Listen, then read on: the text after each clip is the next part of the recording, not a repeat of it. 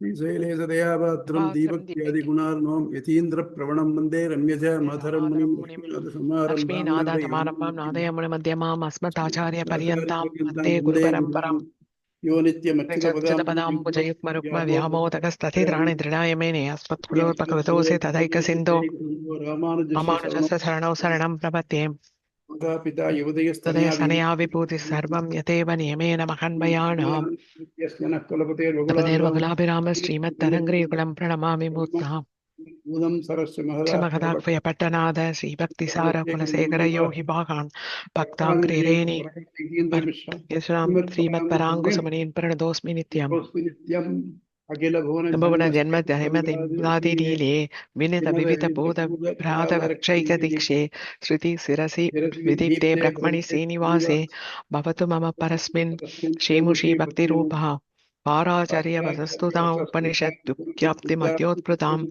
संसाराग्नि विदीपन अपरद प्राणात्म संजीवनीं पूर्वाचार्य सुरक्षितां बहुमति व्याघात दूरस्थितां आनीतां तु निराक्षरैः सुमनसो भौमां बिबन्तव्यहम् तस्मै रामानुजार्याय नमः परमयोगिने श्रुतिस्मृतिसूत्राणाम् अन्तःस्वरम् असीसमत् இப்போ ஒரு கேள்வி கேட்கிற பதில் சொல்லுங்க. படைப்புன்னா என்ன, அழிப்புன்னா என்ன?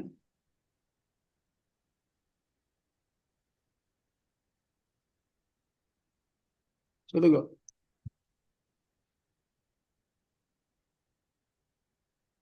படைப்புனா எல்லாத்தையும் உருவாக்குறது. சரி.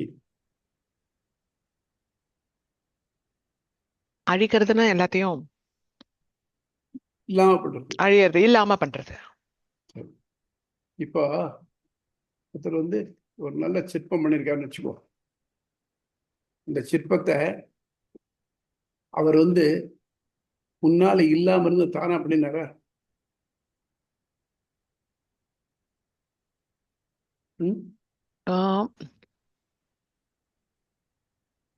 கல்லிலிருந்து உருமாக்கினார். அதாவது சிற்பம் கல்லுனால் ஆனது. ரைட். அவர் என்ன பண்ணினாக்க இருந்த கல்லுல இந்த சிற்பத்தை வடிச்சார். ஆனா இந்த சிற்பத்துக்கான கல் அவர் பண்ணலையே, பண்ணல இல்லையா? அதே மாதிரி உலகத்துல எது எடுத்தாலும் சரி, எதுவுமே நம்ம பண்ணலை. For example Priestley isolated oxygen அப்படின்னு சொல்றோம் கெமிஸ்ட்ரியில. இப்போ ப்ரீஸ்லி ஐசோலேட் பண்ணுறது தான் ஆக்சிஜன்லாம் வருது உலகத்துல.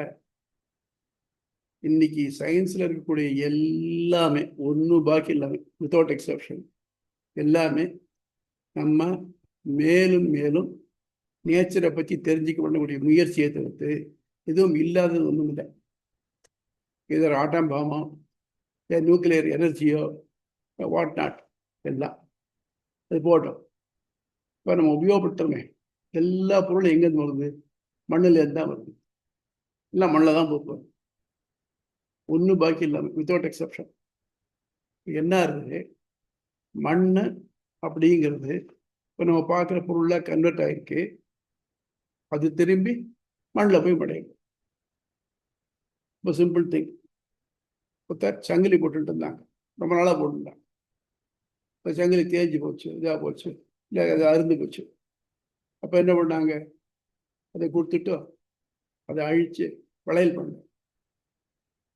இப்போ இந்த வளையல் எங்கேருந்து வந்தது? சங்கிலி இருந்து. சங்கிலி எங்கேருந்து வந்தது? தங்கத்துலேருந்து வந்தது. இப்போ இந்த வளையல்ங்கிறது புதுசாகவே வந்துதா, வேற துணை இல்லாமல். இப்போ சங்கிலி எங்கேருந்து வந்தது? தங்கம் எங்கேருந்து வந்தது? அதுவும் மண்ணிலேருந்து தான் வந்தது. தங்கமும் மண்ணிலேருந்து தான் வந்தது. நம்ம சாப்பிட்றோமே உப்பு, அதுவும் மண்ணிலேருந்து தான் வருது. ஆக மொத்தம் உலகத்தில் ஒன்று பாக்கி இல்லாமல் எல்லாம் மண்ணிலேருந்து தான் வருது. இது போட்டோம். இந்த டாக்டர்கிட்ட போனாக்க அவர் பெரிய ஒரு பக்கம் எழுத்துக்கு மாத்திரை எழுதி கொடுக்குறாரு. ஆர் வைட்டமின் B1 B100 மட்டும் எழுதி கொடுத்துட்றாரு. இதெல்லாம் எங்கேருந்து வருது? எல்லாம் மண்ணிலேருந்து தான் வருது. இந்த ஹெர்ப்ஸ்லேருந்து ஆரம்பித்து இந்த ஹைபாதகேட் பண்ணி தான் அதுலேருந்து கிடைக்கிறது நமக்கு. ஒன்று சரி, இப்படி சாப்பிட்டு இந்த மத்தியாத்திரமே இந்த உடம்பு எங்க போறது கடைசியில? ஒன்றும் சாம்பலாகவோ மண்ணாவோ மண்ணுக்கு தான் போகுது. ஆக மொத்தம் நம்ம இருக்கிறது எல்லாமே பார்த்தீங்கன்னாக்க மண்ணனோட வேரியேஷன் தான். சொல்ல போனாக்க எதுவுமே அழியறதும் இல்லை. இதனுடைய சப்ஜெக்ட் மேட்டர், அதனுடைய பேசிக் மேட்டர் இருக்கு, அது படைக்கப்படுறதும் இல்லை.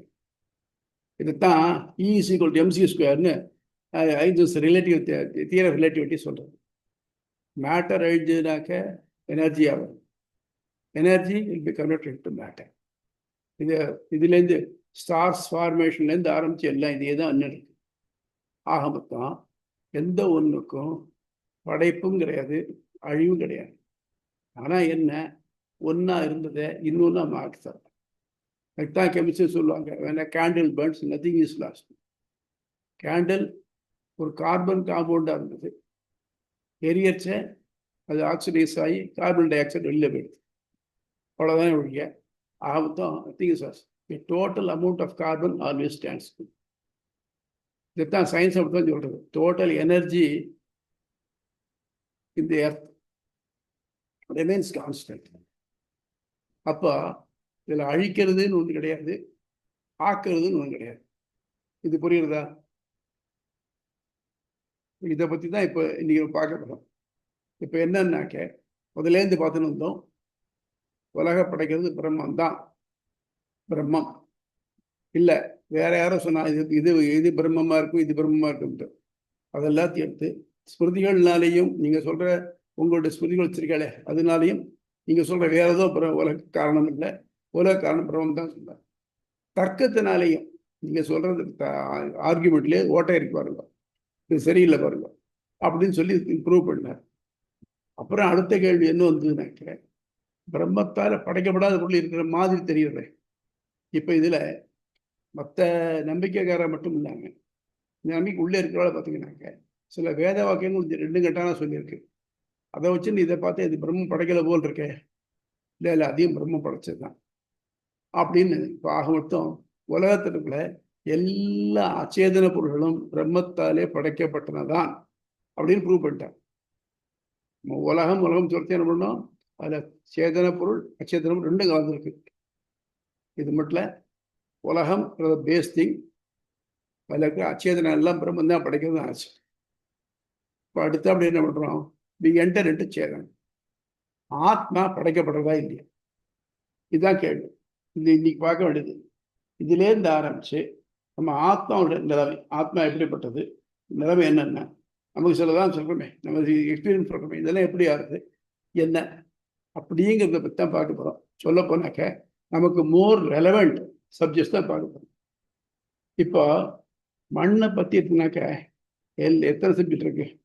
முதல்ல ஜியாகிரபி, ஜியாலஜி, ஜியோடெசி, ஜியோபிசிக்ஸ், வாட்நாட். சொல்ல போனாக்க எல்லாமே மண்ணை பற்றி தான் இருக்கு. இந்த எண்ட் அதில் போய் முடியும். இதில் ஏதாவது ஒன்றும் எர்த்தம் இல்லாமல் பண்ண முடியுமா? இந்த மண்ணினுடைய ஒரு அபூர்வமான சாதாரண எல்லாம் சுத்த மண், களிமண் இல்லைங்கிறோம், சுத்த டஸ்ட் இப்படிங்கிறோம் எல்லாம் சொல்ல முடியாது. ஆனால் அந்த மண்ணு தான் நீங்கள் என்ன விதை போடுறீங்களோ அந்த தாவரத்தை உற்பத்தி பண்ணி தருது. நீ கீரை போட்டால் கீரை கிடைக்கிறது, தென்னங்கன்று வச்சா தென்னை வருது. எங்கேருந்து வருது? மண்ணிலேருந்து தான் வருது. இந்த மண்ணுக்குள்ளே தான் நம்ம சொல்கிற எல்லா சத்துக்களும் புதைஞ்சிருக்கு. அந்த மண்ணை தான் நம்ம சாப்பிட்றோம். என்ன விஷயம், உங்கள் டாக்டர் சொல்ல உங்களுக்கு கால்சியம் குறைச்சலாக இருக்குது, அயன் குறைச்சலாக இருக்குன்னு. உங்கள் கால்சியத்தையும் அயனை சாப்பிட்டு செரிக்க முடியாது. அதுக்கு போல் என்ன பண்ணணும், மண்ணிலேருந்து வரக்கூடிய கால்சியத்தையும் அயனும் சாப்பிட்டுக்கணும். இது எப்படின்னா, நம்ம எல்லாரும் குழந்தைகள் தான். எப்படின்னாக்க இது பிரஸ்ட் ஃபீடிங் பேபிஸ் தான் நம்ம. நமக்கு இந்த மண்ணுங்கிற தாய் இருக்கா இல்லையா, இன்னைக்கு பிரஸ்ட் ஃபீடிங் பண்ணிட்டு இருக்கேன். என்ன விஷயம், லௌகிகமாக பண்ணுற மாதிரி பண்ணலையே தவிர்த்து மற்றபடி நமக்கு இன்னைக்கு சாப்பிட ஒவ்வொரு பொருளும் மண்ணிலேருந்து தான் கிடைச்சிருக்கு. But for that we can not live. ஆனால் இந்த மண்ணுக்கு முன்னால நாள் அதில் பார்த்தீங்களா, அன்றைக்கி அந்த அம்மா அழகாக சொன்னாங்க, பூநிலாய 5 மை புலக்கண்ணீர் 4 மை. இந்த 5 அதில் நிறைஞ்சிருக்கு. 5 பஞ்சபூதங்களும் பூமியில் ரெஸ்ட் ஆகிருக்கு. அதனால் இதனுடைய கலப்பினால தான் நமக்கு இன்னைக்கு எல்லாம் கிடைக்கிறதே தவிர்த்து வேறு எதுவும் கிடையாது. ஆக மொத்தம் இருக்கிற எல்லா அச்சேதனங்களும் மண்ணினுடைய ப்ராடக்டே வச்சா ரைட்டு. இந்த மண்ணுடைய ப்ராடக்டை வச்சுட்டு எது உயிர் வாழ்ந்துட்டு இருக்கு, எது இருந்துட்டு இருக்குனாக்க ஆத்மா. இந்த ஆத்மாங்கிறது எப்படிப்பட்டது? ஆத்மாங்கிறது ஞானமே ஆனது. இதில் படிச்சுக்கணும். நான் அதை பற்றி ஃபர்தராக படிக்க போகிறோம். இந்த ஞானமே ஆன ஆத்மாவை நம்மளால பார்க்க முடியுதா? முடியல. அப்போ ஆத்ம ஞானம்னா என்னன்னாக்க, என்னைக்கு நான் உங்க உடம்ப பார்க்குறேன், இன்னார்னு பேர் வச்சு கூப்பிட முடியுது. ஆனா அதை தாண்டி உங்க ஆத்மாவை பார்க்கக்கூடிய சக்தி எனக்கு இருக்குதானால் அது ஆத்ம ஞானம். அதே மாதிரி எனக்கு என்ன ஆத்மாவை பார்க்கக்கூடிய ஞானம் இருந்ததுனாக்க அது ஆத்ம ஞானம். ஆத்ம ஞானம் வந்ததுனாக்க இந்த அழியக்கூடிய உருமாறக்கூடிய இந்த பொருள் எல்லாம் ஒன்றும் இல்லாதது, அச்சேதனம் அப்படிங்கிற எண்ணம் வந்துடும். மாறாத நம்ம கண்ணுக்கு அகக்கண்ணுக்கு புலப்படக்கூடிய இந்த ஆத்மா நித்தியம்னு வரும். இதுதான் இப்போ எல்லா பிலாசபியோட நோக்கமுமே இதுதான். நம்ம ரொம்ப ஸ்ட்ரெஸ் பண்ணி சொல்றது. அதனால நம்ம கண்ணால் வெளியில் எல்லாத்தையும் பார்த்துட்டு, ஓ இது என்ன இருக்கே, இது பிரமாதமா இருக்கே, இது என்ன சாப்பிட ருச்சியா இருக்கே அப்படிங்கிற எல்லாத்தையும் விட்டுட்டு, இதே எல்லாமே அழியக்கூடியதுதான் ஒழிய, ஆனால் உள்ளுக்குள்ள ஒன்று இருக்கு ஆத்மான்னு. அதை நீ பார்த்தேன்னாக்க உனக்கு இந்த இதில் எதுவுமே வேண்டாம். ஏன்னா இந்த ஆத்மாங்கிற ஜாதி இருக்கே, அதாவது அதனுடைய ஒரு தொகுப்பு இருக்கே, அது வேற, அது ஞானமே ஆனது. ஆனால் நம்ம பார்க்குற மற்றதெல்லாம் இருக்கே, உலகத்தை சுற்றி இருக்குது, எல்லாம் அறிவற்றது, அது வேற. ஆக மொத்தம் நமக்கு என்ன தெரியும்? அந்த ஆத்ம ஞானத்துனா, ஐய இத்தனை நாள் இதுலயே உட்காந்து இருந்தோம், நம்ம சாக்கடையெல்லாம் கிடந்தோம் தினழி அப்படின்னு தோணும். அதனால இந்த ஆத்ம ஞானம் வரத்துக்கு ஆத்மாவை பற்றி என்ன அப்படின்னு தெரிஞ்சுக்கிறதுக்காக தான் நம்ம இதுலேருந்து ஆரம்பிக்கிறது. இந்த களம் ஆத்மாதிகரணம்னு பேர். அப்போ என்ன சொல்றாங்க, சில இடங்கள்ல உபனிஷத்துலேயே சில இடங்கள்ல ஆத்மா படைக்கப்பட்டது அப்படிங்கிற மாதிரி வாக்கியங்கள் சில வரும். இப்ப என்னாச்சு, ஐயா ஆத்மா படைக்கப்பட்டதுன்னு சொன்னாக்க அது அழியும். எதெல்லாம் படைக்கப்படுறதோ அதெல்லாம் அழியும். அப்போ ஆத்மா படைக்கப்பட்டது அழியுமே, அது உத்துவது போல் இருக்க. இப்போ அதான் கேட்டேன், படைப்புன்னு என்னாக்க ஆத்மா வெளியான ஒரு உருவம் இல்லாம இதுல ஒட்டின்னு இருந்த மாதிரி பரமாத்மாவில் ஒட்டின்னு இருந்தத அதை வெளியில பிரிச்சு எடுத்து அதுக்கு ஒரு இதை கொடுத்து, ஒரு உருவத்தை கொடுத்து உலா விட்டுறது பேர் படைப்புன்னு பேர். நம்ம என்னைக்கோ ஒரு நாள் நம்ம ஆத்மாங்கிறது கண்ணுக்கு தெரியாத ஆத்மாவா தான் இருந்தோம்.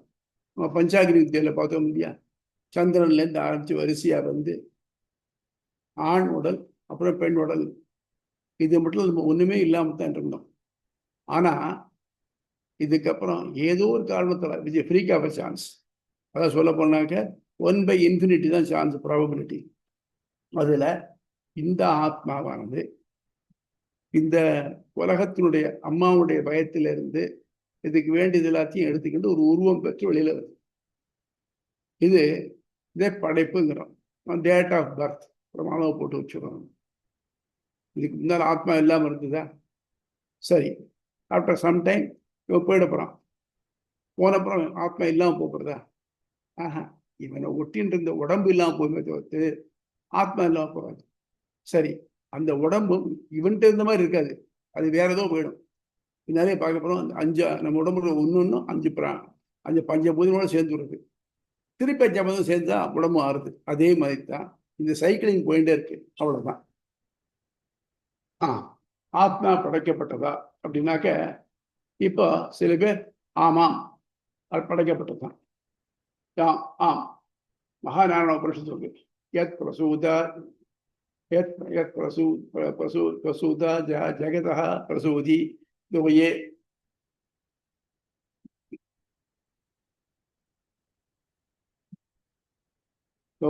பிரசூதி துவையேன ஜீவான் யத் பிரசூதா ஜாயதா ஜெகதா. யாரு இந்த உலகத்தை பிரசவிச்சாலும், பிரசூதி சு அப்படிங்கிறது பிரசவிக்கிறது ரூட்டு, தாது வேர்ச்சொல். பிரசூத ஜாய ஜகதா, யார் இந்த இந்த உலகத்தை பிரசவிச்சாலோ உண்டாக்கினாலோ, பிரசூதியைத்தே ஏன ஜீவான்னு, அது அவராலேயே இந்த ஆத்மாக்கள் எல்லாம் உண்டாக்கப்பட்டன. ஒன்று. இன்னொன்று, யசாசர்ஜ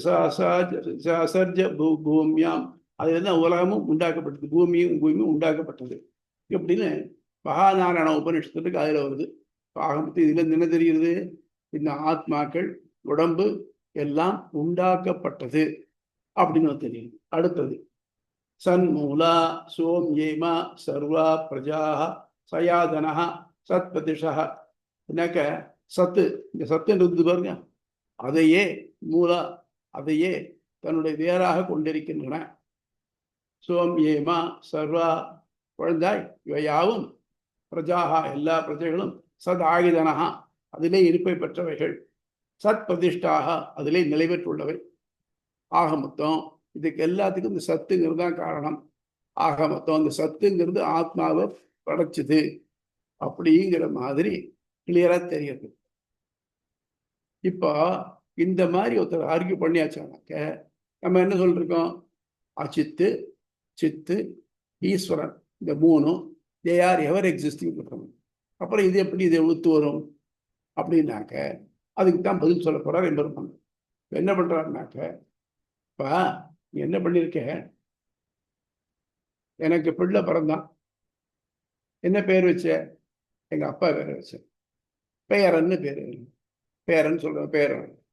அதாவது நம்ம என்ன வழக்கத்துல நினைச்சிருக்கோம், நம்முடைய தகப்பனார் இல்லை முன்னோர்கள் யாரோ நம்ம குழந்தையா வந்து பிறக்கிறா அப்படின்னு நம்ம நினைச்சிருக்கோம். அப்ப என்ன அர்த்தம்? நம்ம பார்த்துருக்கோம் இந்த தாத்தாவை சின்ன வயசுல, தாத்தா பரமவிச்சிட்டார், அப்புறம் நம்ம குழந்தை பிறந்திருக்கு, இந்த தாத்தா தான் இங்க பிறந்திருக்கார் சொல்றோம் இல்லையா? இது அவர் மாதிரியே இருக்கு, அவர் தான் பிறந்திருக்கார். அப்ப ஆக மொத்தம் என்ன சொல்றேன்னாக்க, இந்த ஆத்மாவானது சுழற்சி முறையில் இங்க வருது அப்படின்னு லோக வழக்கில், நான் இதுல சாஸ்திரத்தை சொல்ல லோக வழக்கில் இருக்கு. அதே மாதிரி இப்போ இந்த ஆத்மாவானது இது மட்டும் மறைஞ்சு இருந்தது, இப்போ ஒரு உருவெடுத்து இங்க வந்திருக்கு. இதுக்கு பேர் படைப்பு. இதுக்கு சொல்ற தப்பு. உபனிஷத்துல ஒரு போர்ஷன் மட்டும் தான் படிச்சிருக்கேன்.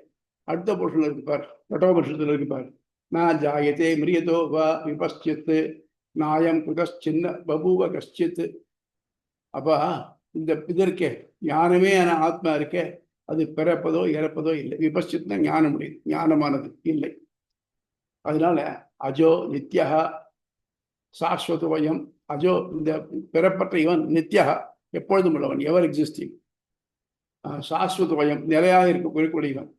புராணா, புராணானாக்க புரா அபிநவக, புராண ரொம்ப பழமையானவன், நவகான புதுமையானவன். புரா அபி பழமையா இருந்தும் கூட இன்னைக்கு புதுமையா இருக்கக்கூடியவன். புராணா நான் ஹன்யந்தே ஹன்யமானோ சரீரே நான் ஹன்யந்தே, ஹன்யந்தேன்னா அவன் அழிக்கப்படுவதில்லை. எதனென்றும் ஹன்யமானோ சரீர, அழிக்கப்படக்கூடிய சரீரத்தில் இருந்தாலும் அவன் அழிக்கப்படுவதில்லை. எத்தனை கண்ணன் சொன்னான் அவருக்கு. அர்ஜுனன் என்ன பண்ணா, நல்லா தலை நிமிர்ந்துட்டு, எங்கூட சண்டை போடுறதுக்கு எவன் இருக்கான் அப்படின்னு ஒரு கர்வம். அவன் என்ன பண்ணான், ரதம் ஸ்தாபியமே, சேனைக்கு ஒரு போய் ஒரு மத்திய ரதம் ஸ்தாபியமே அச்சுத, கண்ணா ரெண்டு சேனை நடுவில் இருந்து யார் என் கூட சண்டை போடுறதுக்கு இருக்கா பாக்குறேன் அப்படின்னா. கண்ணன் மனசுல நினைச்சுனா, ஓ உனக்கு இவ்வளவு கர்வம் இருக்கு அவனுக்கு, பாப்பா ஏத்தினான். பாத்தியா, உவாச்ச பார்த்த பశ్చిத்தான் சமவேதான் குருநிதி, குருநிதி இதுக்கெல்லாம் குருவம்சத்துக்காக வந்திருக்காளே பாரு எல்லாரையும் அப்படின்ட்டு. இப்போ இது மட்டும் தெரியாத ஒரு வினோதமான காட்சி அர்ஜுன மனசு தோணித்து.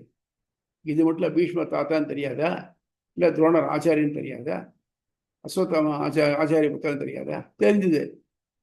அப்பதான் சொன்னேன், ஐயோ இவ்வளோ எல்லாரையும் நான் கொண்டு விட்டு எனக்கு இந்த ராஜ்யம் வேணுமா, எனக்கு நான் வேண்டாம், நான் பிச்சை வாங்கி படிச்சுக்கிறேன். சத்திரியனுக்கு கடைசி மட்டும் தடுக்கப்பட்டதுன்னா பிக்ஷை வாங்கி சாப்பிடும். அவன் மற்ற பேர் கொடுக்கலாமே தவிர்த்து யார்கிட்ட தான் வாங்கிக்கப்படாது.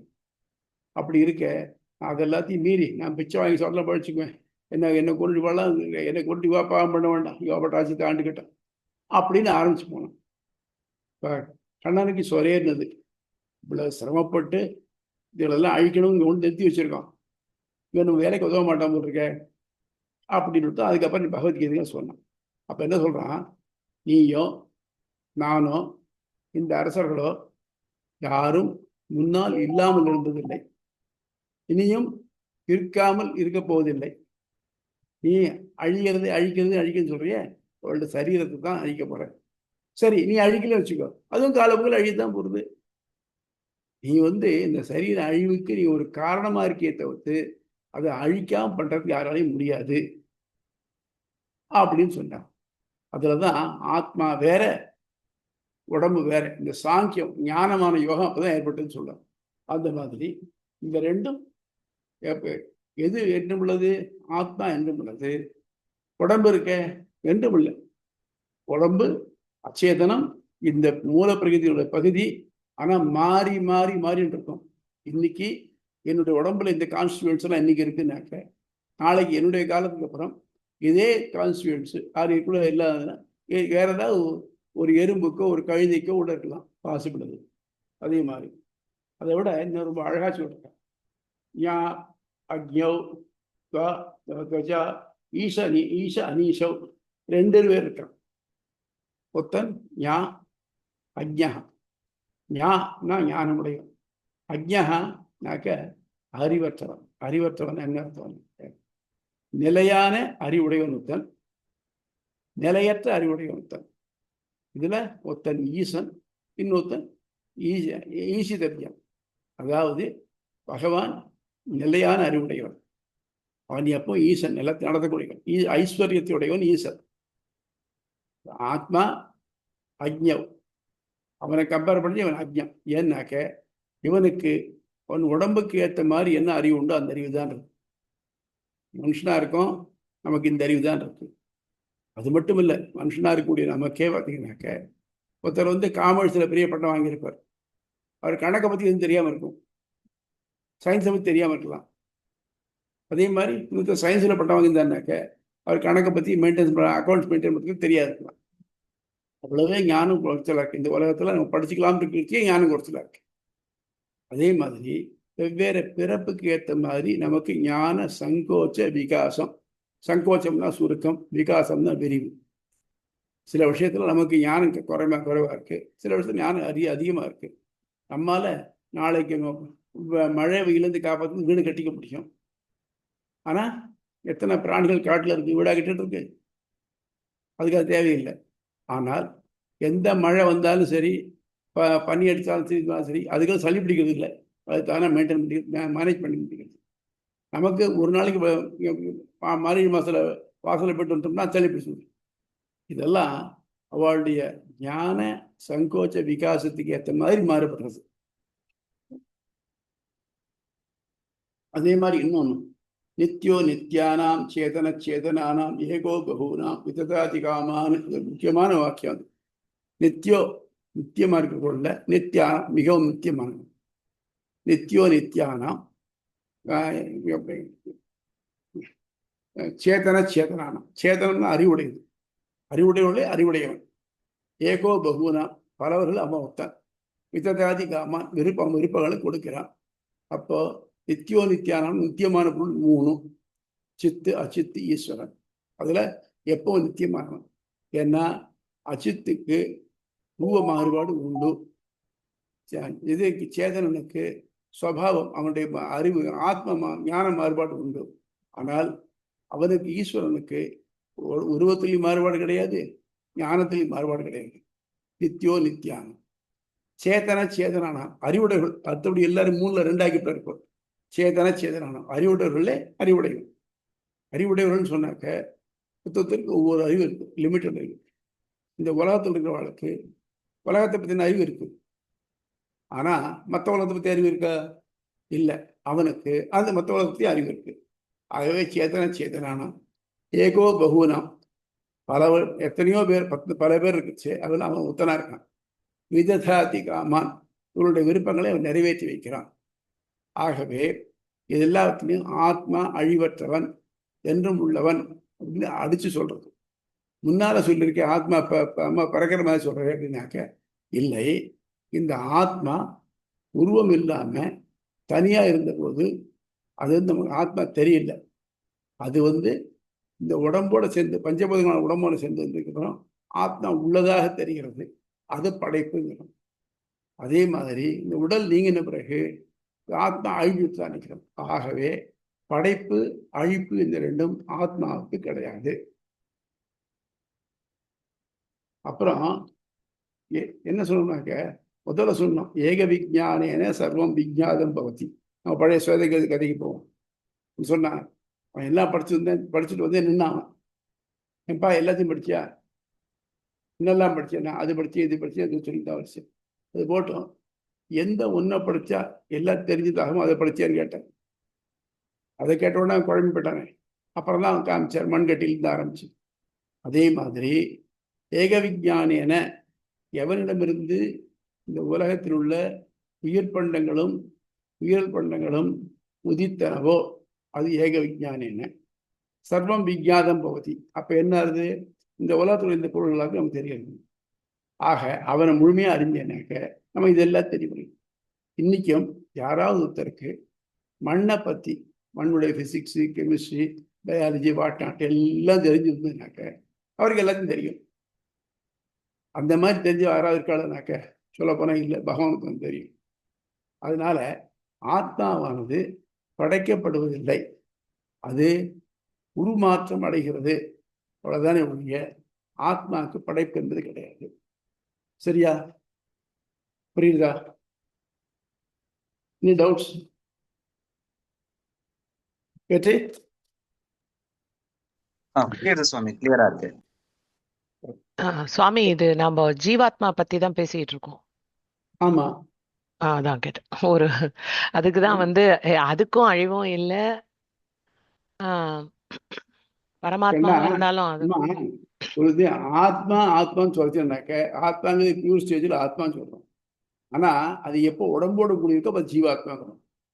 அது மட்டும் இந்த ஜீவ அப்படிங்கிற ப்ரிஃபிக்ஸ் அது உடம்போடு இருக்குச்சுன்னா பஞ்சாகிரி இதில் பார்த்தோம் இல்லையா, எப்போ இந்த ஆத்மாவுக்கு ஜீவன்கிற பேர் ஏற்படுறது தான் கேள்வி. என்ன பண்ணுறது? சந்திரன்லேருந்து மேகத்துக்கு வருது, மேகத்துலேருந்து மழைக்கு வருது, மழையிலேருந்து பயிருக்கு வருது, பயிர்லேருந்து ஆணுக்கு போகிறது, ஆண்லேருந்து பெண்ணுக்கு போகிறதுன்னு சொல்லியா, அப்புறம் அதுக்கு பேர் ஜீவன் பேர் வருது அப்படின்னு பார்த்தோம் நம்ம. அந்த மாதிரி நம்ம ஜீவாத்மாங்கனாக்கா ஆத்மா இந்த உலகத்துல உடம்போடு இருக்கிறது ஜீவாத்மா. ஜெனரல் ஆத்மா தான் எல்லாமே.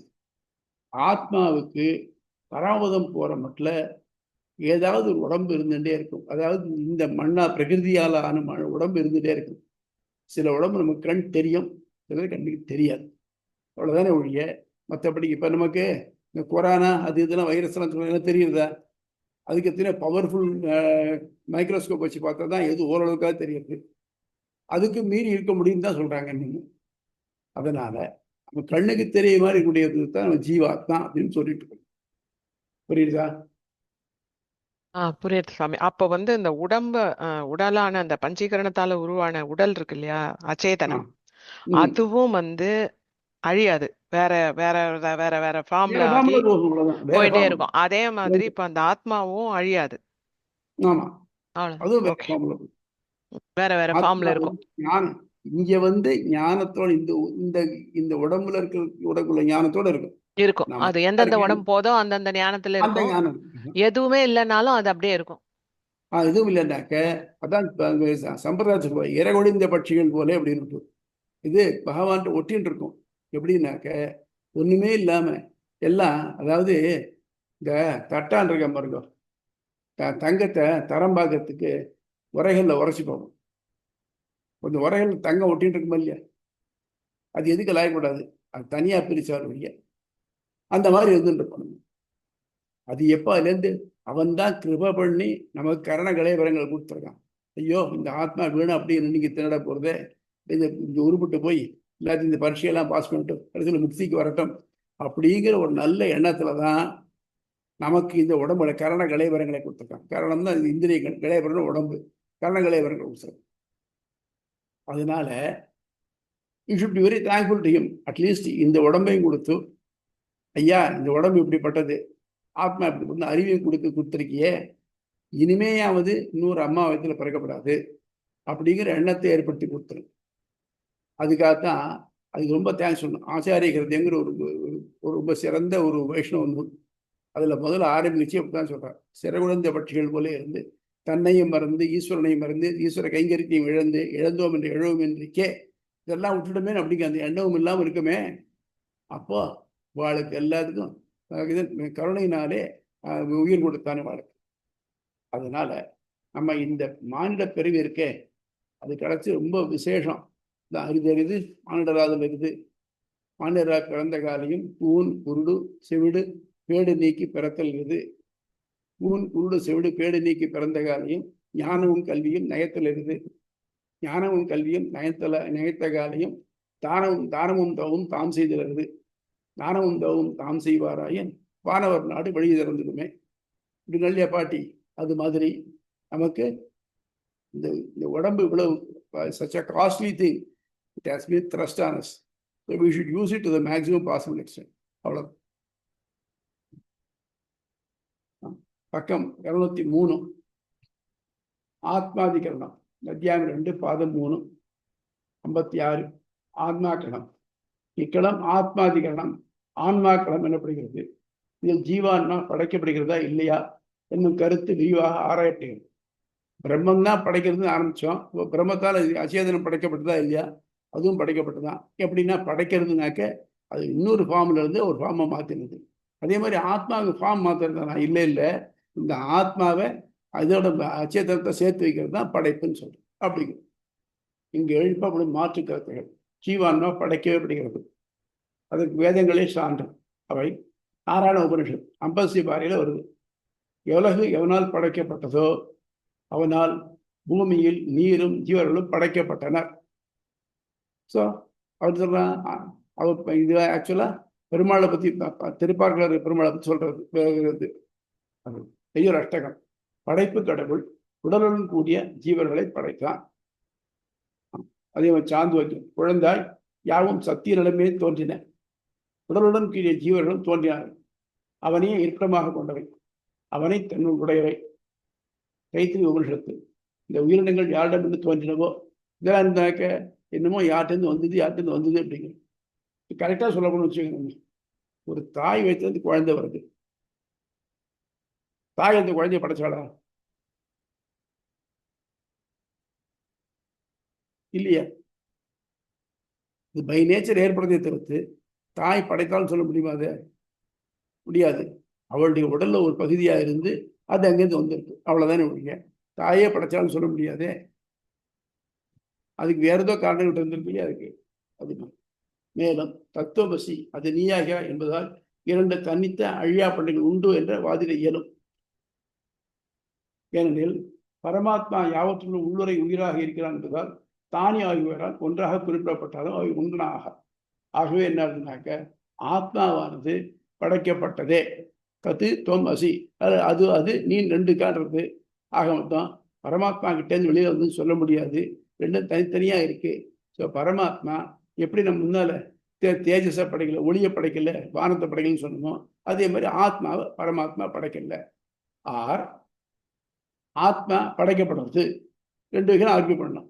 படைக்கப்படுறது அப்போ இதனால ஆத்மாவுக்கு அழிவின்மைன்னு சொல்றது கிடையாது. நீ சொல்ற வாக்கியம் தப்பு அப்படின்னு சொல்ற ஆர்கியூ பண்ற. இக்காலத்தின் சூத்திரம் அதன் பொருளும் நான் ஆத்மா சுதே நித்தியத்வாச்ச தாபியா.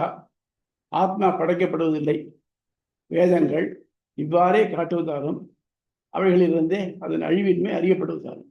அது வேதத்தில் என்ன பண்றோம்னாக்க ஒரு இடத்துல ஒரு ஈஸி வேக்காக சொல்லியிருக்கு. ரொம்ப சிம்பிள் திங் சொல்றோம். நம்ம இன்டெக்ரல்லாம் இப்படி போடுறோம். அவனுடைய இது என்ன ஆக்சுவல் இது மீனிங் என்னன்னாக்க சம்மேஷன் அர்த்தம். எஸ்ன்னு போடுறதுக்கு போல எஸ் கொஞ்சம் நீட்டி போட்டிருக்கோம் இன்டெகிரேஷன். அப்போ எப்படி டிஃபரன்சியேஷனுங்கிறது பகுத்துண்டு போகிறதோ இன்டெகிரேஷனுக்கு தொகுத்துண்டு போகிறதோ அதை குறிப்பிடறதுக்காக போட்டுக்கிறோம். அதே மாதிரி நம்ம இங்கே என்ன பண்ணிருக்கோம்னாக்க ஏப்பா நீ அதை குறிப்பாக எல்லாத்தையும் காமிச்சிருக்கு. நீ அதை விட்டுவிட்டு இந்த ஒரு பர்டிகுலர் இடத்த மட்டும் எடுத்துன்னு பார்த்து இதில் இல்லை அப்படிங்கிறியனாக்க அது நீ சொல்கிறது தப்பு. நீ முழுக்க பார்க்கணும், ஓவரால் பிக்சரை பார்க்கணும் அப்படிங்கிற அதுதான் உபனிஷத்து. இறப்போ அற்றது ஞானமுடைய ஆத்மா. சேதாசுர உபனிஷத்து அளவற்ற அளவுள்ள ஞானமுடைய இருவற்பிறப்பாக ஞாபகம் இல்லையா? அது சிவதாசோபனிஷத்து. அறிவற்றவர் எவரும் அறிவற்றவனாய், ஞானமுடையவர்களும் ஞானமுடையவனாய், பலவற்றில் மேம்பட்ட ஒருவனாய் விரும்பியவற்றை எவன் தருகிறான்? இதான் நித்தியோ நித்தியானாம் சேதனானாம் ஏகோ பகுனாம் விததாதிகாமான் உண்டு. கட்டோபனிஷத்து. பிறப்பற்றவன், அழிவற்றவன், நிலையானவன், பழமையானவன், அழியும் உடல் உடையவனானும் தான் அழிக்கப்படுகிறான். ஆகவே என்ன பண்றான்? அவன் அழிக்கப்படக்கூடிய உடலில் இருந்தாலும் தான் அழியாதவன் ஆத்மா அப்படின்னு. ஆக மொத்தம் ஆத்மாவுக்கு பிறப்போ இறப்போ ஆக்கமோ அழிவோ கிடையாது. இவ்வாக்கியங்களால் ஆத்மாவின் பிறப்பின்மை, அழிவின்மை, படைப்பின்மை உறுதி செய்யப்படுகின்றன. ஒன்றை அறிவதாலேயே யாவும் அறிவதாகும் என்று கூறுகையில் வான்வெளி முதலியவை பரமாத்மா படைக்கப்படுகின்றன என்பதால் அப்பரமாத்மாவை அறிவதே அவனால் படைக்கப்பட்ட பண்டங்களை அறிவதாகும் என வாதிக்கப்பட்டது.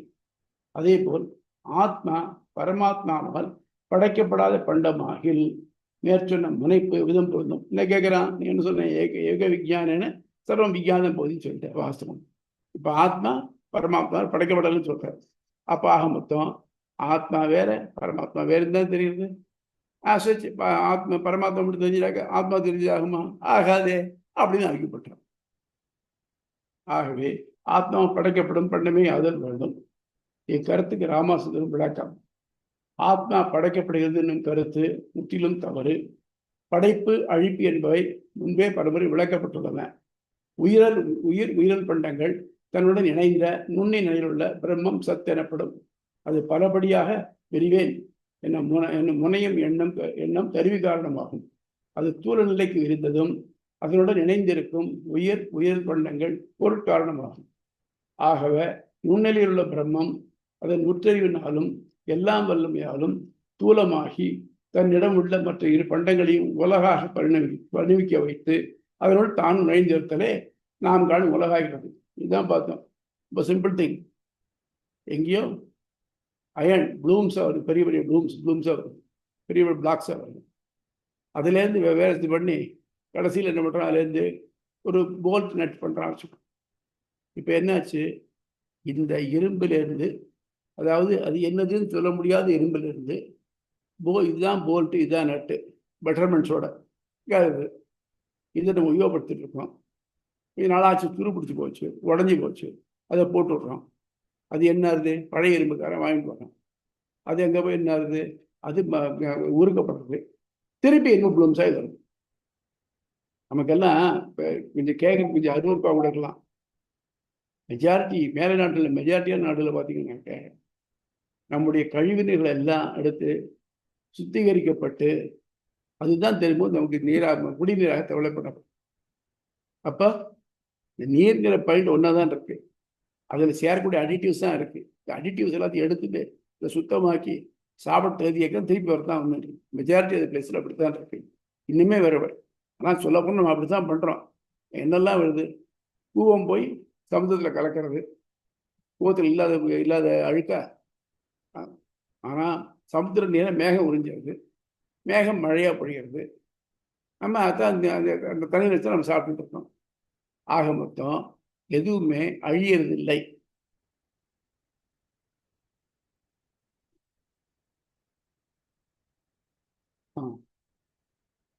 ஆக படைப்பு என்பது பிரம்மத்துடன் பெயர் உரு அற்று ஒட்டி கிடந்து உயிர் பண்டங்கள் பரிணமிக்கப்பட்டு அவை பெயர் உருக்கள் கொள்ளுமாறு செய்யப்படும் நிலை மாறுதலே அதனால படைப்புனா தான்.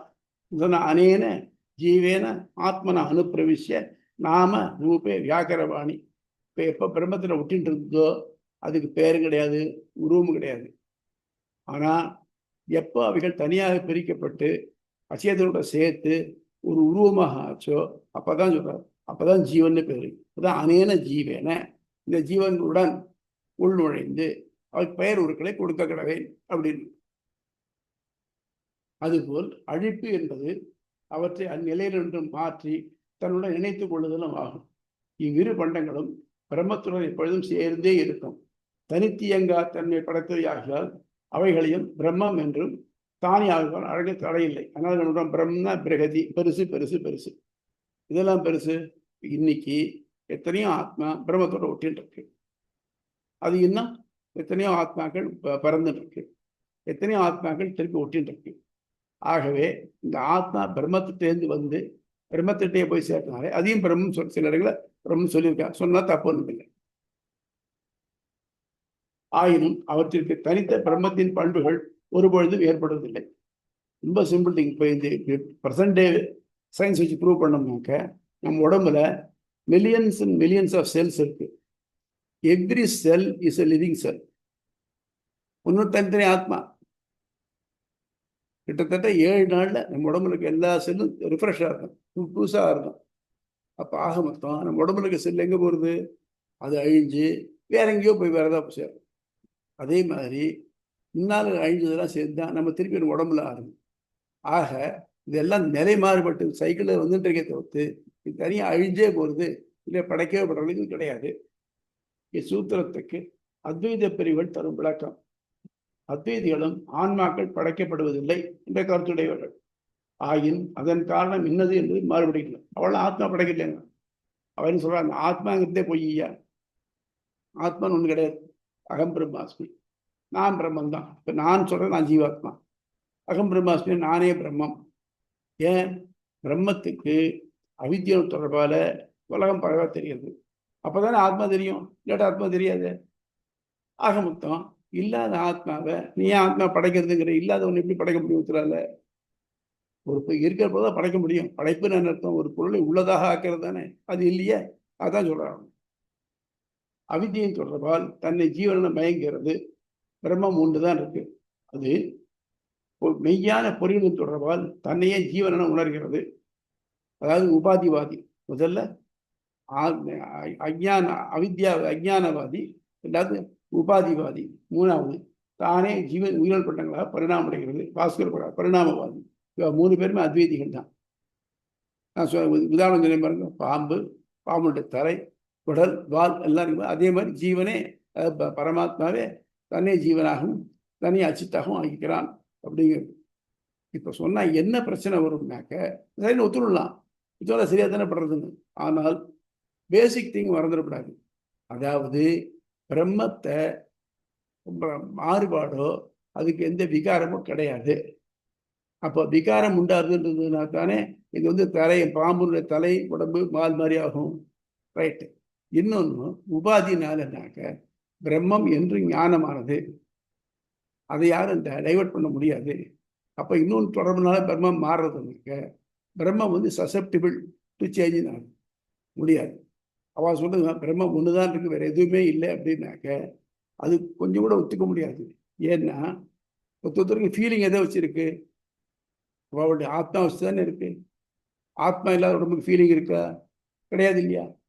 அப்போ தனித்தனியான ஃபீலிங் இருக்கிறச்சு எல்லாம் ஒரே ஜீவனாக இருந்ததுனாக்க எல்லாருக்கும் ஒரே மாதிரி ஃபீலிங் இருக்கணுமே. அது இல்லையே. ஒரே நிகழ்ச்சி ஒருத்தருக்கு துன்பத்தையும் இன்னொருத்தருக்கு இன்பத்தையும் தருது இல்லையா? அதனால ஜீவன்கள் வேற வேற தான். அது மட்டும் இல்லாமல் இன்னொன்று தனித்தனியாக கர்மா இருக்குன்னு ஒத்துருக்கிறாங்க. அத்வைதிகளும் கர்மா ஒத்துக்கிறாங்க. கர்மா எதுக்கு இருக்கு? பிரம்மத்துக்கா இல்லை அகங்காரத்துக்கா? அவர் சொல்ல அகங்காரத்துக்கா. இப்போ விடுதலை எதுக்கு வேணும்? அகங்காரத்துக்கா பிரம்மத்துக்கா? பிரம்மம் தூயது, அது தேவையில்லை. அகங்காரம் இல்லாதது, அதுக்கு விடுதலை தேவையில்லை. ஆக மொத்தம் எய்தர் கேஸ் நீங்கள் பாஸ்டுலேட் பண்ணுற தியரி ஃபெயில்ஸ் அப்படிங்கிறார். அடுத்தது இக்கருத்துகளுக்கு எம்பெருமானின் மாற்று கருத்து. வேதங்களில் நுகர்பொருள், நுகர்வோன், நுகர்வுக்கு காரணமாவோன் என்று 3 தனித்தனியை பற்றி பல விடங்கள் பேசப்பட்டது.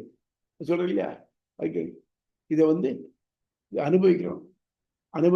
இப்போ நம்ம இருக்கோம், நமக்கு இதை அனுபவிக்கணும்னு தோன்றது. எனக்கு ஃபார் எக்ஸாம்பிள் அல்வா சாப்பிடணும்னு தோலையா இருக்குனாக்க நான் அனுபவிக்க விரும்புவேன். அனுபவிக்கப்படும் பொருள் அல்வா. அது தூண்டுறதுக்கு பாருங்க அது. ஆனா எல்லாருக்கும் அல்வா சாப்பிடணும்னு தோன்றதா? சில பேருக்கு அல்வா கட்டால் எரிச்சலா வருமே.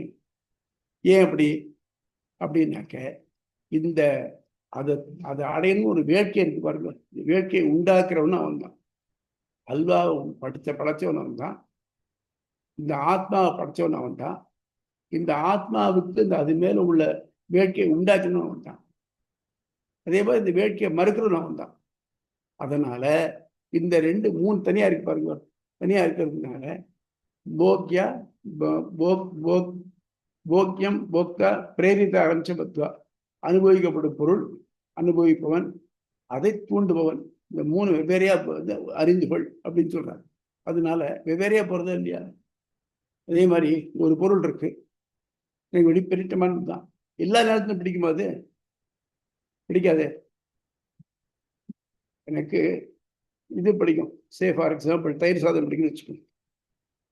ஏதோ தயிர் சாதம் போட்டாக்க கொஞ்சம் எரிச்சலா இருக்குமே, ஒரு மொனாட்டினி வந்துடுறதுன்னு. அந்த மாதிரி இல்லாம வெவ்வேறு மாறுபடும் தேவைப்படுறது இல்லையா? அது மாதிரி. அதனால எல்லாருக்கும் எல்லாமும் எல்லா நேரத்திலும் பிடிக்கும்னு சொல்ல முடியாது. இதாவது உண்டு பண்றவன் யாரு? அவன் தான் உண்டு. இதில் நுகர்வோர் ஞானத்தை உடையவனான ஜீவன். நுகர்வோர் தனக்கென தனித்த உணர்வு இல்லாத கண்டம். இப்போ நுகர்வோன் நான் அல்வா சாப்பிடணும்னு நினைக்கிறேன், ரைட். அல்வாக்கு நான் இதனால சாப்பிடப்படக்கூடாது அப்படின்னு அதை நினைக்க முடியுமா? முடியாது. அதனால் அறிவற்ற ஒரு பண்டம் அது. இவை இரண்டையும் நுண்ணிலையில் என்றும் பருநிலைக்கு மாற்றி அவற்றின் நுகர்வுக்கு காரணமாக வேண்டிய பரமாத்மா. அப்போ இதை யார் பண்றா? பரமாத்மா தான் பண்றா. இப்ப நம்ம கேஸுக்கு ஒரு எக்ஸாம்பிளுக்கு எடுத்துக்குவோம். அல்வாங்கிறது என்ன? இந்த கோதுமையினுடைய ப்ராடக்ட், கோதுமை சர்க்கரையோட நெய்யினுடைய ப்ராடக்ட். இங்க தனித்தனியா கோதுமை சர்க்கரை நெய் இந்த 3 இங்க வச்சிருக்கு. இதை பார்த்தாக்க உங்களுக்கு அல்வா பார்த்த எண்ணம் வருமா? இல்லை எதிர்த்து வாயில போட்டு அல்வா சாப்பிட்ட எண்ணம் வருமா? வராதே. ஸோ இந்த 3 பொருளுடைய மாற்றம் ஃபர்ஸ்ட். ஆக அல்வா படைக்கப்படுகிறது, ரைட் ரைட். இவ படைச்சதுக்கு அப்புறம் தான் இவனுக்கு விருப்பம் வருது. அப்போ இவனுக்கு விருப்பம் எப்போ படைக்கப்படுகிறதுனாக்க அது அல்வாவாக மாறினதுக்கு அப்புறம் தான். இல்லை அதுக்கு சஃபர்ஸ் மட்டும் ஆயிடுறது இல்லை.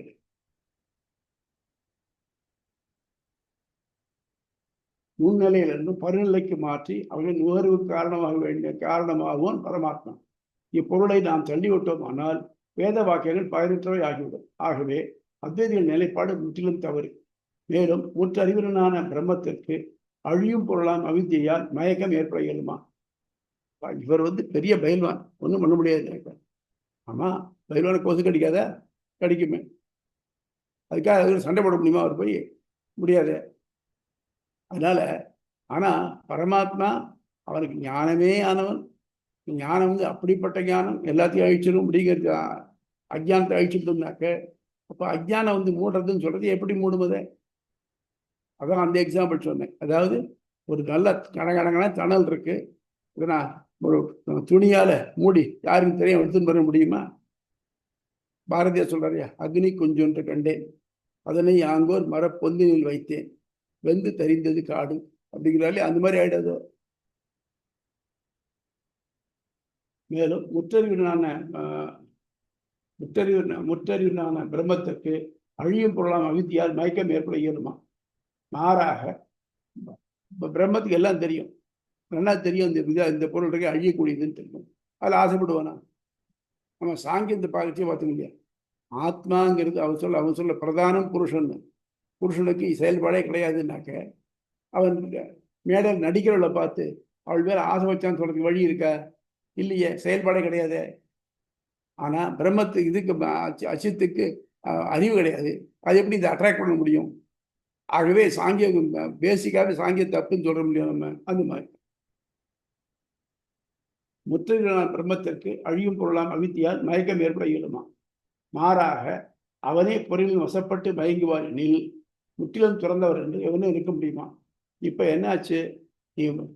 பிரம்மமே இப்படி ஞானமே ஆன பிரம்மமே இந்த மாதிரி இதை பார்த்து மயங்கி உலக இல்லாதவளை இருக்காருனாக்க அதனால உண்மையிலே அறிவுடையவன் யாராவது இருக்க முடியுமா? பிரம்மத்துக்கே இந்த நிலைனாக்க அப்புறம் மற்ற பேர் யாருக்கா இருக்க முடியுமா? அந்த மாதிரி முற்றும் துறந்தவன் யாராவது இருக்க முடியுமா? முடியாது. துறந்தோரென பல இடங்களும் காட்டப்பட்டுள்ளது. அல்லது விகாரமே அற்ற பிரம்மத்திற்கு தாழ்ந்த உயிரல் பண்டங்களையும் தானே பரிணமிக்கிறது என்பது வேதத்துக்கு ஏற்குமா? ஆகவே மூவர் கருத்து தளத்தகவே.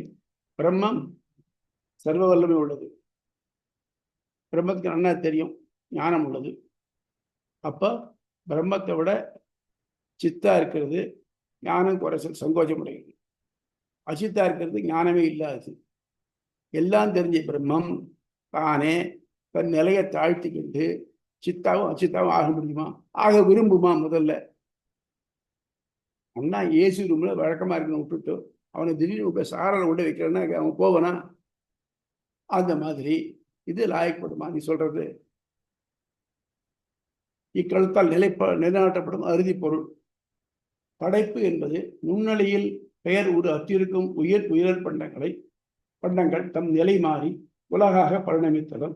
அதேபோல் அழிப்பு என்பது இந்நிலை மாறி பழைய நிலைக்கு திரும்புதலும் ஆகும். இந்நிலைகளிலும் உயிரல் பண்டங்கள் என்றும் உளவையாகும். அவற்றை நிலைமாற்றம் செய்து வினைபுரிய வைப்பவன் பரமாத்மா ஒருவனே. ஆகவே உயிரல் பொருள் ஆகியவை உடலாக கொண்டு விளங்கும் ஒரே பண்டம் பரமாத்மாவே. புரியுதா?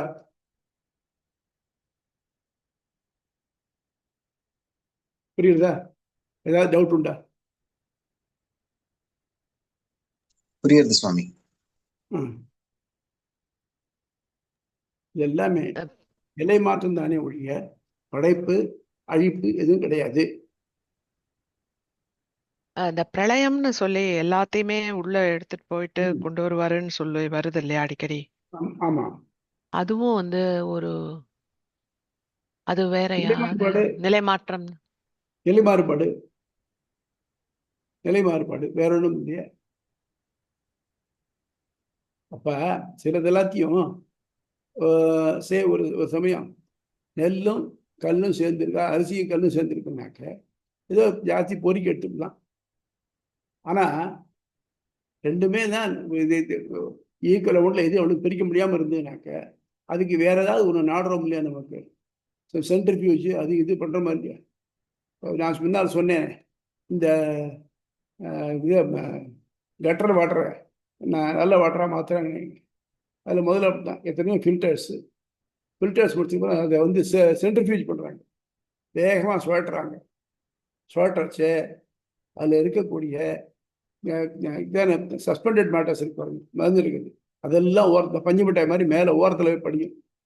அதுக்கப்புறம் வந்து அதுக்கு நிறைய ட்ரீட்மெண்ட் இருக்கு. இந்த மாதிரி வெவ்வேறு முறைகளால் அதை பூரா மாற்றி சுத்தமாக ஆக்க முடியும்.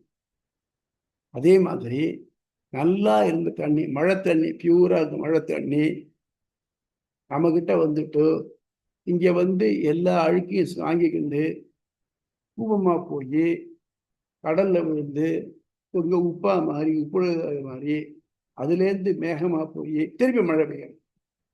ஆக மொத்தம் படைப்பு நல்ல தண்ணி, இங்கே அழிப்புங்கிறது கூபமாக மாறுறது அழிப்பு, திருப்பி அதுதான் வருது சர்க்குலேஷன் தான். அதே மாதிரி எல்லாம் அப்படிதான் வருது உலகத்தில். நம்ம நீங்க போட்டு சேர்த்து சொல்றான், இதுக்கு எல்லாத்துக்கும் இந்த குப்பைகளை தான் உரமா போடுறாங்க. நம்முடைய எஸ்பெஷலி கிச்சன் வேஸ்ட் இருக்கு இல்லையா, இதுதான் மெயினாக உரமா இருக்கு. மாட்டு சாணம் இதெல்லாம் உரமா இருக்கு. அதெல்லாம் மண்ணுக்குள்ள போய் அவருடைய தனித்தனி இன்கிரீடியன்ஸாக பிரிஞ்சு அது வந்து மரத்தினுடைய வேறால கிரகிக்கப்பட்டு மேலே வந்து அதில் இலைகளை எல்லாம் ஆகி கடைசியில் அதனுடைய பழமாகி நமக்கு கிடைக்கிறது இல்லை எனக்கு. ஆக மொத்தம் நம்ம எதெல்லாத்தையும் வேண்டான்னு தள்ளி போட்டோமோ இன்னும் இதா சொல்லணும்னாக்க ஏதாவது எக்ஸ்கிரீட் பண்ணணுமோ அதுவே தான் நமக்கு திருப்பி வருது.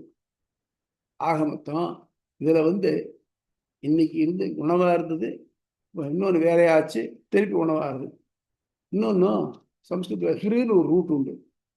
ஹிருங்கிற ரூட்டுக்கு மறைன்னு அர்த்தம், மறைக்கிறதுன்னு அர்த்தம். அதுலேருந்து வந்து அபகரிக்கிறதுன்னு வந்தது. அபகரிக்கிறதுனாக்க ஒரு பொருளை ஒருத்தட்டு மறைச்சுடுறது அபகாரம். ஆகாரத்துக்கு தான் பேர். ஏன் ஆகாரத்துக்கு அப்படி பேர் அப்படின்னாக்க எது முன்னால வைக்கப்பட்டிருக்கோ அது நம்மளால மறைக்கப்படுறது, பயத்துக்குள்ள போய் மறைக்கப்படுறது பாருங்க, அதான் ஆகாரம். அதனால இதை பொறுத்த மட்டும் எதுவும் இன்னைக்கு இல்லைன்னு ஒண்ணும் இல்லை, உள்ளதுன்னு ஒண்ணும் இல்லை, இன்னைக்கு இருக்கு அப்புறம் எப்படியோ அப்படிங்கிற மாதிரி. புரியுதா? வேற டவுட்?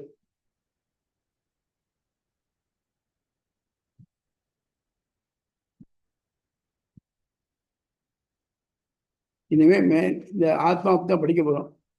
இனிமே ஆத்மான அதோடைய குணம் என்ன, ஆத்மாங்கிறது ஞானம் மட்டுமே ஆகும். அதுக்கு வேற ஏதாவது அட்ரிபியூட்ஸ் உண்டா? சரி, அதுக்கு ஏற்படக்கூடிய இன்ப துன்பங்கள்லாம் எப்படி வருது, அதெல்லாம் படிக்க போறோம். சொல்ல போனா நமக்கு ரொம்ப உபயோகமா இருக்கக்கூடிய கருத்துக்கள் என்ன வருது. இந்த சாப்டர் முடியறச்சே ஆத்மாவை பத்தி ஓரளவுக்கு தெளிந்த அறிவு பெற்றிருக்கும். அப்புறம் அடுத்த சாப்டர் ஆரம்பிக்கிறச்சே இந்த ஆத்மா வெர்சஸ் பரமாத்மா என்ன, பரமாத்மாவின் நிலை என்ன அப்படின்னு தெரியப்படும். அது மாதிரி இதை கொஞ்சம் சப்ஜெக்டை இதுலேருந்து ஆரம்பிச்சதாவது விதை ஈஸ்வரன், அதுலேருந்து ஆரம்பிச்சு டெவலப் பண்ணிட்டே போகிறோம், கொஞ்சம் கொஞ்சமாக டெவலப் பண்ணிட்டே போகிறோம். கடைசியில் பழம், இந்த ஆத்மாவுக்கு அவன் அடையிறது தானே நோக்கம். இந்த பழம் கடைசியில் முக்தி பாதத்தில் போய் முடியும்.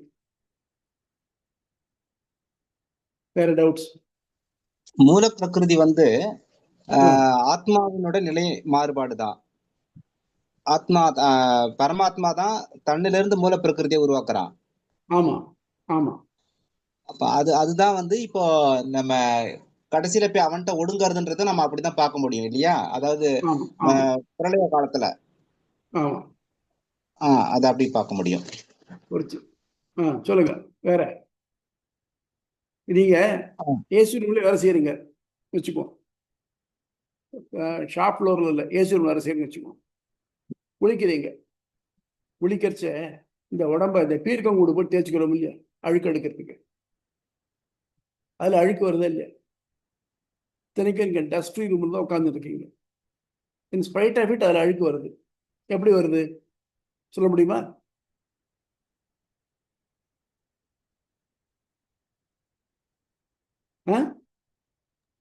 வெற்றி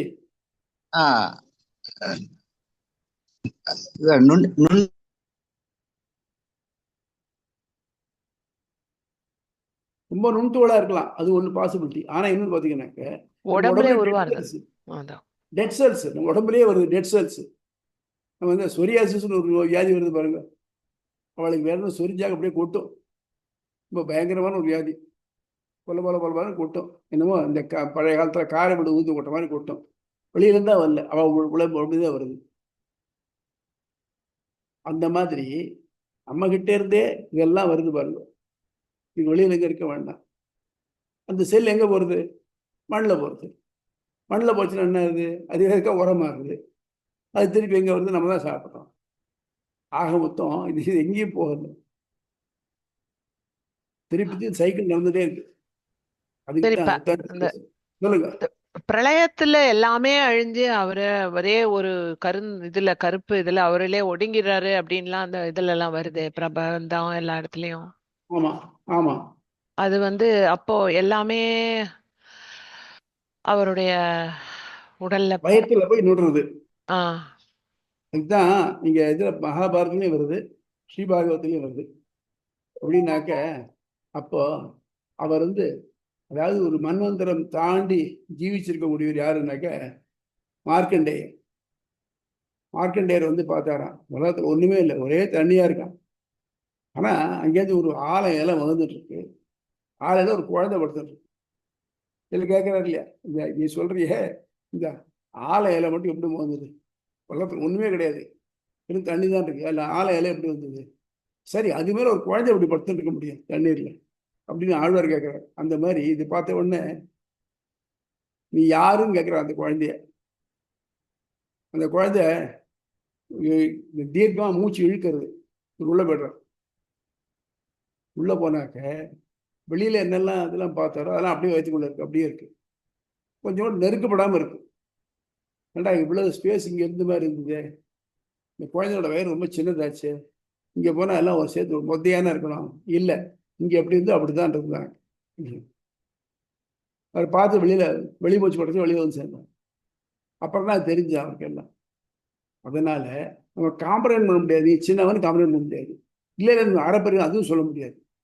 எல்லாத்துக்கும் நம்முடைய எண்ணங்களுக்கு எல்லாத்துக்கும் ரொம்ப மாறுபட்டோம். அதான் அணோரணியான் மகதோ மகியான், அணுவை விட சின்ன அணுவான், இதோட பெருசோட என்ன பெரிய.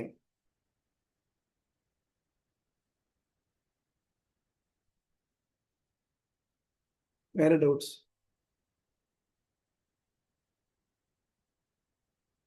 வேற யாருக்காவது இது புரியுறது இல்லையா?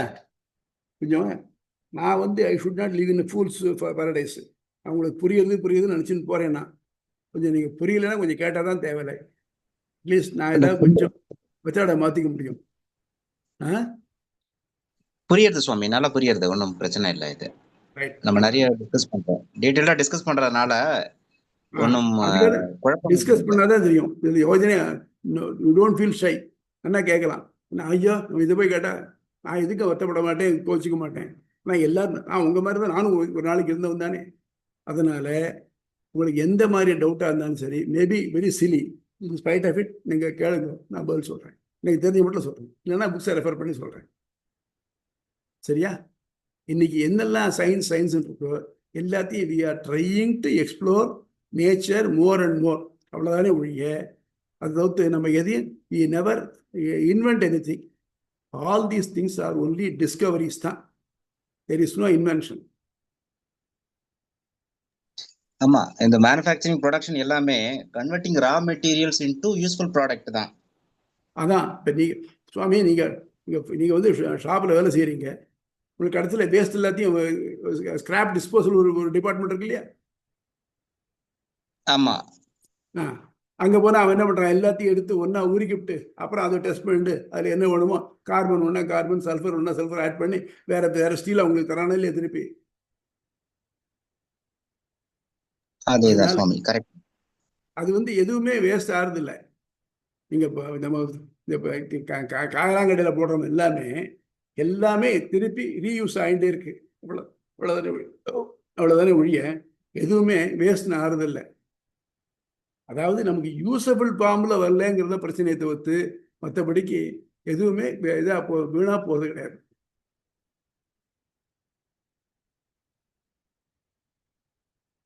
வேற எனி அதர் டவுட்ஸ்? ஓகே. வந்து எல்லாம் அறிஞ்ச பிரம்மமும் அழிவில்லாதது. ஆமா, இப்ப அறிவில்லாத ஜீவனும் அதாவது லிமிட்டெட் நாலேஜ் அந்தந்த உடலோட ஒத்தும் போது அதுக்கு வந்து அந்தந்த லிமிட்டெட் நாலேஜ் டிஃபரெண்ட் நாலேஜஸ் வருது. ஆனா அந்த பேசிக் ஆத்மா வந்து அதுவும் அழிவில்லாதது.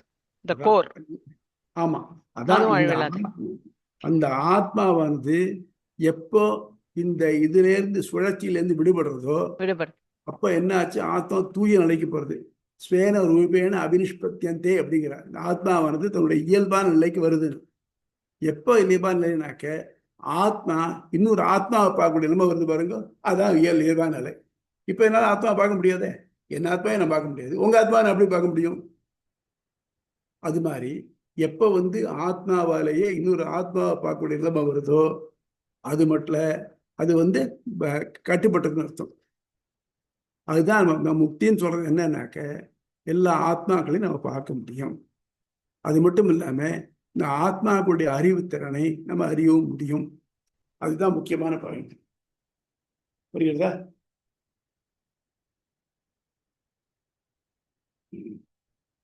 சரியா? anything else?